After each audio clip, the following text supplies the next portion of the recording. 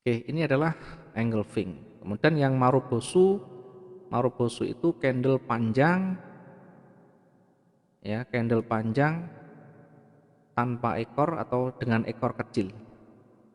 Ini berpeluang untuk lanjut, ya. Tidak usah dengan nama pun logika ketemu. Kalau ini panjang dan masih di dalam kerangka di bawah ring, maka masih berpeluang lanjut, ya. Yang penting tidak ada batasan support resisten di sana.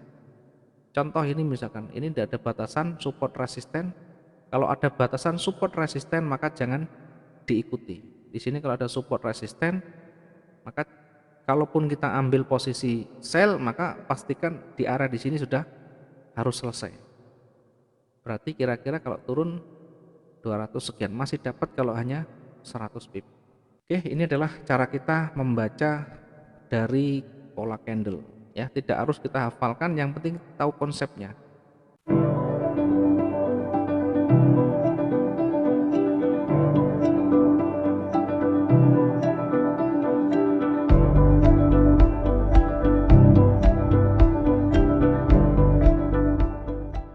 Kemudian kita ke materi selanjutnya, biar nanti juga teman-teman memahami secara utuh. Materi selanjutnya adalah masih terkait teknikal. Ini ada support dan resisten yang kemarin ditanyakan mungkin, ya. Dan ini menjadi pokok bahasan yang menjadi fokus utama kita di dalam membatasi pergerakan.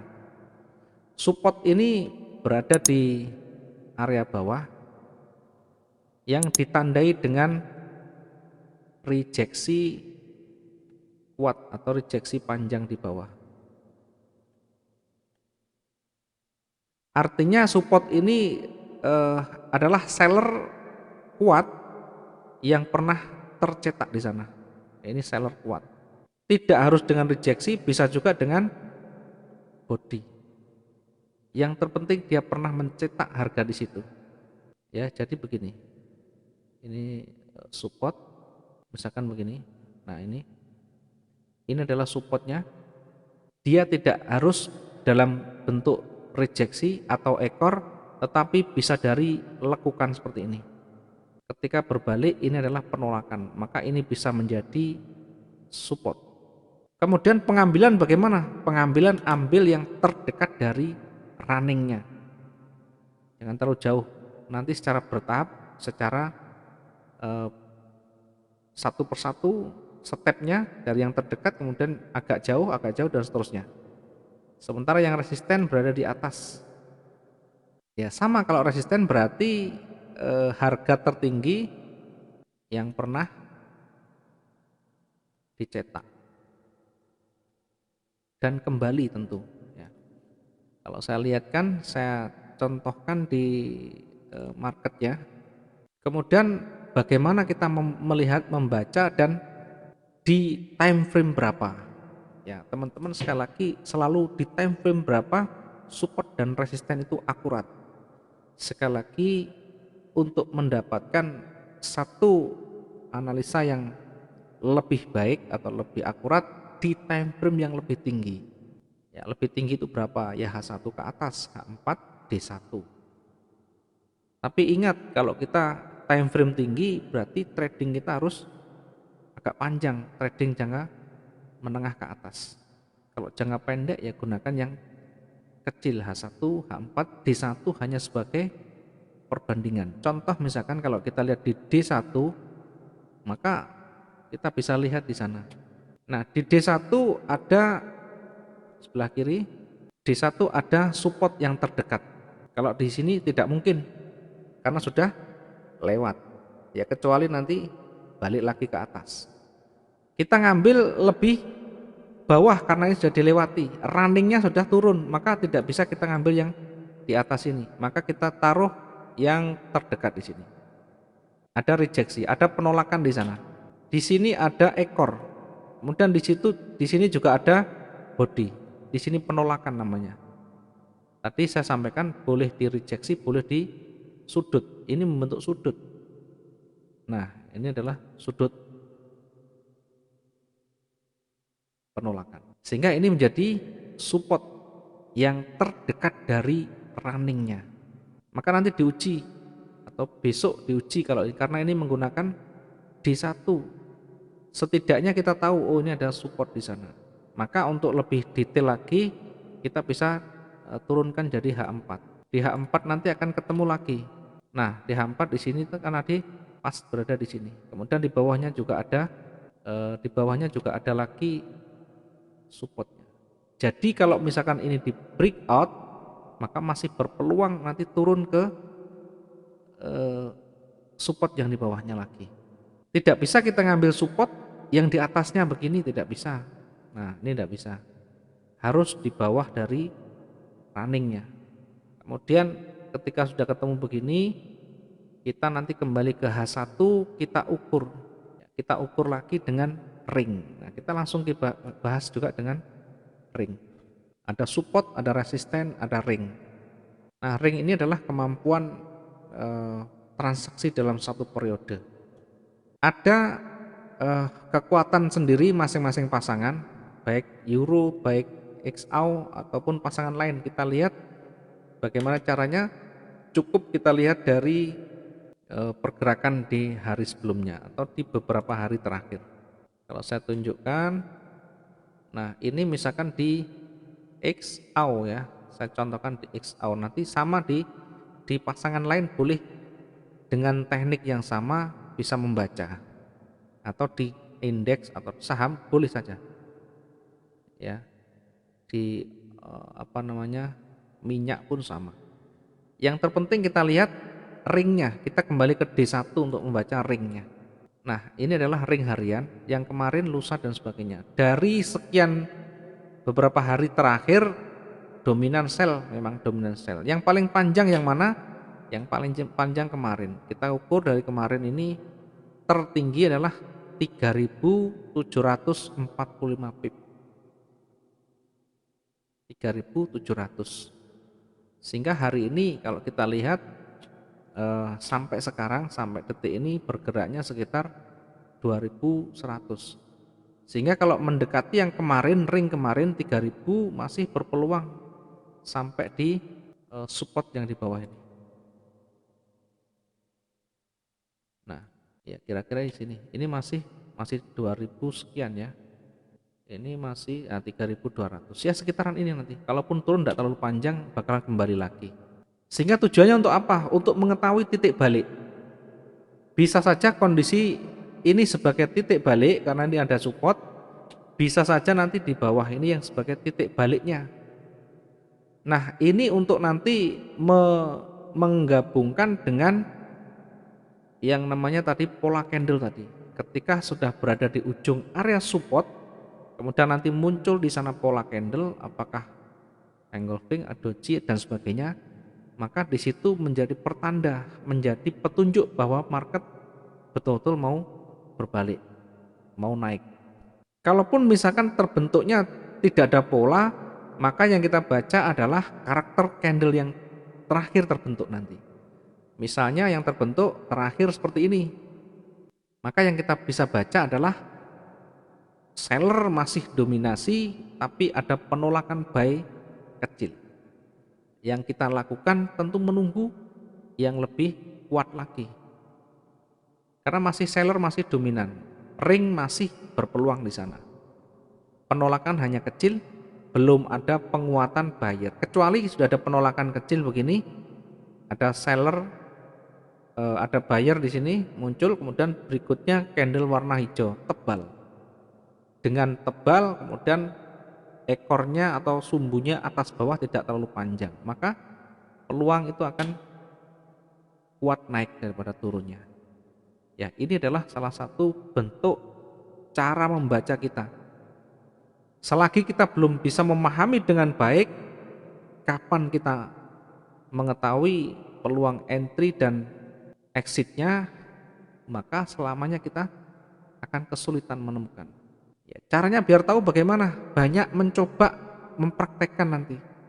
Kondisi seperti ini di area support, kemudian ada penolakan, kemudian ada warna hijau lagi, kita entry buy. Dibuktikan. Bukan kembali ke emosi kita, oh ini besar, ini panjang merah, saya ikut sell. Tidak bisa begitu. Ya, tidak bisa menggunakan dalil sendiri tanpa ada penguatan. Kecuali sudah menguji tidak masalah, menguji dengan pengalaman yang panjang boleh-boleh saja. Ya, tetapi ketika teman-teman belum pernah menguji dalam jangka waktu yang panjang, belum pernah menguji keakuratannya, maka masih harus membutuhkan evaluasi, masih membutuhkan penelitian yang panjang.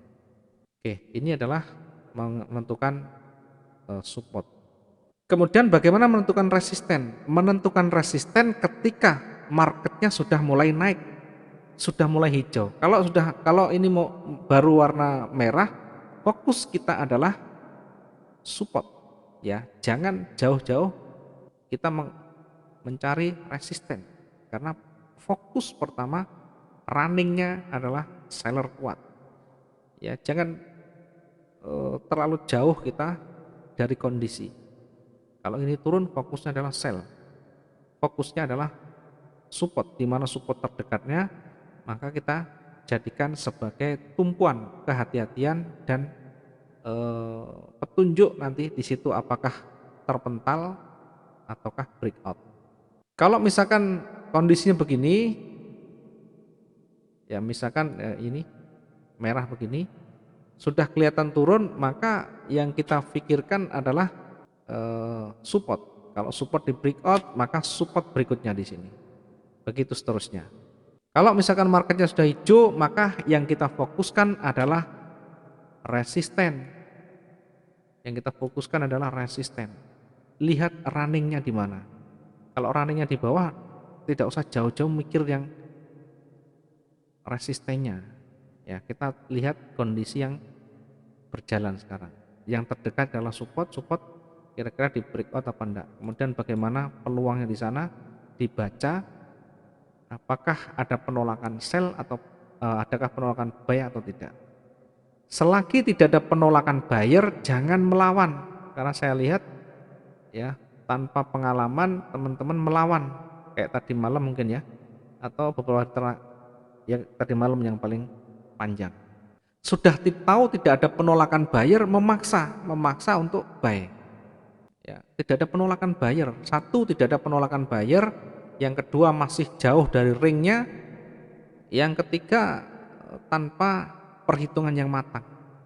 Maka banyak yang longsor, banyak yang terkena imbas dari seller yang panjang begini. Kan kelihatan tidak ada buyer yang kuat di sana. Dari mana kita tahu? Dari terbentuknya candle. Ya sekali lagi pahami cara membaca candle, karakteristiknya. Kalau candlenya tebal panjang, penolakannya kecil, dominasi yang mana? Body atau ekornya. Kemudian yang terakhir kemarin, kenapa di bawah ini tidak ada penolakan kok tiba-tiba naik? Teman-teman harus sadari tadi, ada yang namanya ring, ada namanya titik support kuat. Ya, perhatikan, dan ini harus betul-betul jeli di sana. Ya, di sana ada support kuat. Kemudian di area di situ sudah mulai kecil, mulai melemah. Ya, kalau misalkan ini dilewati, di sini ada support lagi. Kalau breakout support yang mendekati ring, maka jangan diikuti breakoutnya. Lebih baik menunggu sinyal kembali. Ya, inilah karakternya. Memang tidak bisa ditebak secara pasti. Setidaknya ketika sudah mulai hijau, waktunya dilihat, pergerakan waktunya dilihat. Jangan fokus di candle. Jangan hanya fokus di candle, tapi waktunya berapa menit berjalan. Kalau sudah 30 menit tebel ke atas dan pelan pergerakannya, maka di situ berpeluang kuat naiknya. Kalaupun kuat begini, apakah pasti akan lanjut naik? Ya belum tentu. Belum tentu. Termasuk ini. Kalau kuat seperti ini, apakah nanti lanjut turun? Ya belum tentu juga. Karena berada di area support juga di sini. Ada berada di area support. Bisa saja nanti setelah ini naik. Maka ada kondisi kalau sudah mendekati area support tidak direkomendasikan untuk entry buy atau sell, menunggu sekalian breakout atau memantul sekalian nanti dengan konfirmasinya. Oke, ini adalah materi yang bisa kita sampaikan. Ada dua bagian yang teman-teman bisa dicobakan, yaitu mengenai support, resisten, dan ring di sana. Di pasangan lain bagaimana? Sama saja. Mau pasangan indeks, mau pasangan euro, kita hanya melihat dari pergerakan rata-rata yang terdekat. Yang terdekat dengan time frame D1. Ya, time frame D1. Contoh misalkan begini. Ini D1 begini. Kalau kita lihat di H1 di D1 yang kemarin ini cuma 760. Nah, sekarang bergerak sudah 800. Maka sebenarnya ini sudah mendekati ring namanya. Sudah mendekati ring. Maka yang kita perhatikan adalah menunggu sinyal pembalikan. Dari mana kita lihat? Dari H1 nanti terbentuknya seperti apa. Kalau misalkan ternyata turun bagaimana? Ya, kita kembali lagi. Yang terdekat itu yang panjang mana? Kalau dari 1 minggu terakhir ini tadi yang kemarin kalau di euro 749, ada lagi yang panjang 700, jadi 800. Kira-kira 800-an dia akan kembali. Silakan nanti dibuktikan, silakan nanti dipraktekkan. Apakah di angka sekitar 800-an akan kembali ke atas atau bahkan akan makin ke bawah. Diingat, di sini juga ada yang namanya support. Ya, mungkin kalaupun dia turun di area di sini, dia berpeluang akan mantul ya sekitar 860-an. Ya, nanti melihatnya di H1, dilihat di H1 apakah ada petunjuk untuk naik atau tidak di sini. Walaupun ini panjang tebal, kalau sudah mendekati area ring, lebih baik kita tidak mengikuti breakoutnya. Kita lebih baik menunggu sinyal pembalikannya. Itulah kalau kita ingin lebih aman dan tidak tersangkut lebih panjang. Baik, dari yang kita sampaikan, mungkin ada pertanyaan dari teman-teman.